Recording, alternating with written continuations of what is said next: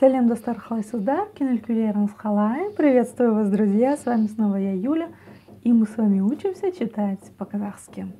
Сегодня предлагаю снова магазинную тему «Барлығына төмен баға». Представляете, вы проходите мимо какого-нибудь магазина, и там красуется такой баннер, вывеска, как это правильно сказать, да? На котором написано «Барлығына төмен баға», что означает «на все низкая цена». Барлығына на все, төмен низкий, низкая, баға цена. Ну и так, мы узнали с вами перевод, теперь давайте научимся это читать. Первое слово барлығына. Ударение на а, барлығына на последнюю а, да. Снова делим все по слогам. Буква «ы» практически не произносится. Бар, барлы, барлығы, барлығына. Еще разок. Бар, барлы, барлығы, барлығына. Как прочитать букву «г»? Мое объяснение таково. Вы, живущие на постсоветском пространстве, ее читать умеете и объяснять ее не надо. Просто вы должны знать, что, например, живя в России и говоря вместо город город, ну, вы как бы искажаете букву «г».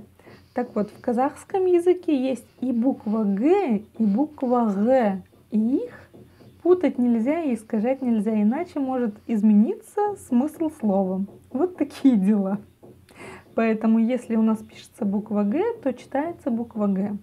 А если буква «г», то читается буква «г». Ну, для начала попробуйте прочитать через букву «х». Барлых, х. А затем сделайте ее более звонкой. Г, г, г. Барлығына. Бар, барлы, барлығы, барлығына. Думаю, у вас все получилось. Едем дальше. Төмен, төмен, ударение на е. Как прочитать букву «ы»? Очень просто.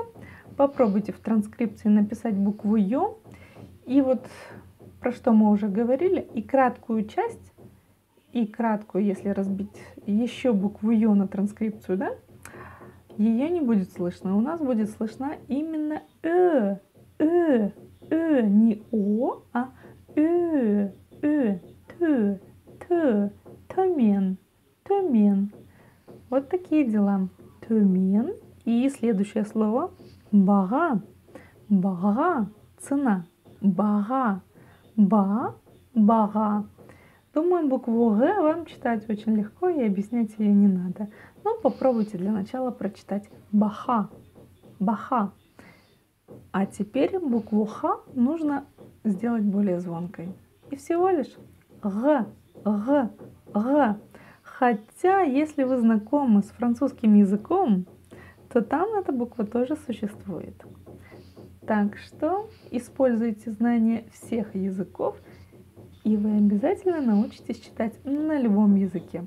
Ну а по-казахски, как вы поняли, читать легко. Так что жду вас в следующих видео, и мы с вами продолжим изучать какие-нибудь другие словосочетания. В общем, я думаю, вы поняли, что читать по-казахски легко и просто, и можно это сделать даже с удовольствием. Так что жду вас в следующих видео, где мы с вами продолжим учиться читать по-казахски. Ну все, пока.